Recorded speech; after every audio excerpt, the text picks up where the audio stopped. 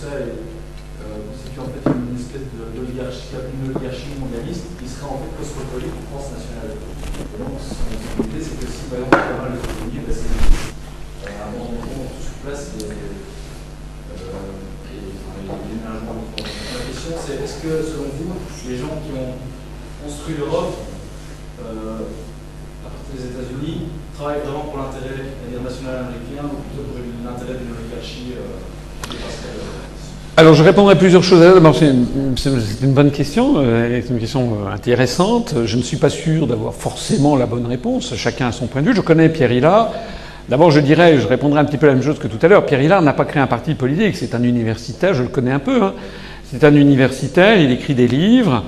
C'est une espèce de think tank à lui tout seul. Voilà, donc, c'est très riche, mais son ambition n'est pas de changer le monde. Il aide à apporter de l'information. J'ai tendance personnellement, il y a des choses qu'il a écrites que je trouve très très bien. Enfin, son analyse, par exemple, sur l'Europe ethnique, je me suis inspiré de certains de ses passages de certains de ses ouvrages pour la conférence de ce soir. Et il y a des choses, il a écrit un très intéressant livre sur Bertelsmann. Bon, moi je lui reproche personnellement, c'est pas un reproche intellectuel, si vous voulez, c'est que je trouve qu'il est pessimiste. Il est trop pessimiste, il verse un petit peu parfois dans le paranormal, du style il n'y a plus que la divine providence pour. Bon, moi je le trouve trop pessimiste et trop, parfois un peu irrationnel. La question que vous posez par ailleurs, il y a du vrai, mais je pense qu'il n'y a pas que du vrai. Les gens ont un peu tendance, trop facilement, c'est comme les Alain Soral et compagnie, à considérer que les États-Unis, ça serait de la gnognotte. Non. Aux États-Unis, je crois savoir qu'il y a différents centres de pouvoir. Il y a des lobbies très importants qui s'exercent.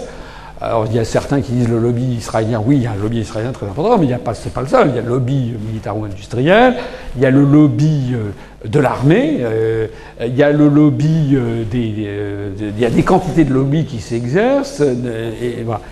Comment ? Le lobby bancaire, etc. Il y a beaucoup de lobbies qui s'exercent. Moi, ce que je vois, c'est que c'est quand même encore une puissance qui a des raisonnements de puissance, de puissance étatique. L'entrée de la Turquie dans l'Union européenne n'est pas de la Russie. Ça veut quand même bien dire ce que ça veut dire. Vous ne pouvez pas, avec une lecture style oligarchique, il y a des gens qui me disent « oui, mais en fait, bon, Poutine, tout ça, c'est la même chose. Et puis les Chinois aussi. » Enfin bon. Avec une telle lecture, on ne comprendrait pas les oppositions, on ne comprendrait pas Femen, on ne comprendrait pas les Pussy Riot, on ne comprendrait pas pourquoi la Turquie doit entrer dans l'Union européenne et pas la Russie. Quand vous lisez Zbigniew Brzezinski, qui a un vrai raisonnement de géopoliticien national, il s'agit bien d'un encerclement de la Russie, de refouler la puissance russe dans l'hinterland eurasiatique. Ça, c'est un raisonnement purement national américain, hein, qui consiste à encercler la Russie par le sud et l'ouest, et en même temps de dominer, parce que l'Anatolie est au Moyen-Orient, ce que le Tibet est à l'Extrême-Orient. Je disais tout à l'heure, vous avez vu ma carte avec le Tibet qui peut dominer balistiquement 50% de la population mondiale, l'Inde, l'Asie du Sud-Est et la Chine. L'Anatolie peut dominer également, c'est le plateau qui permet de dominer le Moyen-Orient, de surveiller tout ça. Ça, ce sont des raisonnements purement nationaux et je ne vois pas en quoi l'explication par l'oligarchie explique pourquoi, par exemple, la Turquie devrait entrer dans l'Union européenne et pas la Russie. Alors maintenant, une fois que j'ai dit ça, je n'ai pas épuisé le sujet. Oui, c'est vrai, il y a une oligarchie qui... les intérêts aux États-Unis... D'ailleurs, quand moi je dis les Américains, parfois il y a des gens qui me l'ont reproché, quand je dis les Américains, c'est comme quand je dis les Français ou quand on dit les Allemands.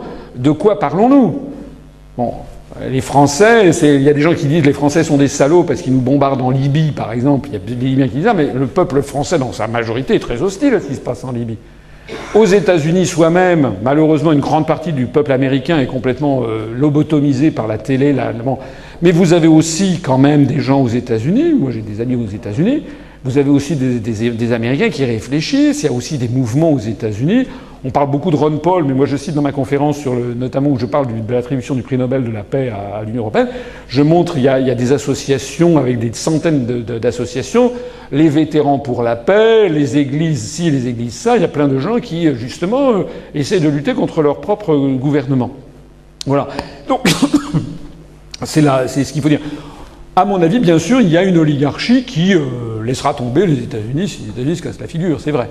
Mais moi, et ça sera ma conclusion, si vous me le permettez, dans cette réponse que j'essaie de faire un petit peu nuancée, parce qu'il y a du vrai, mais je pense que ça n'épuise pas le sujet, mais surtout ce que je reproche, c'est que ça n'est pas opérationnel.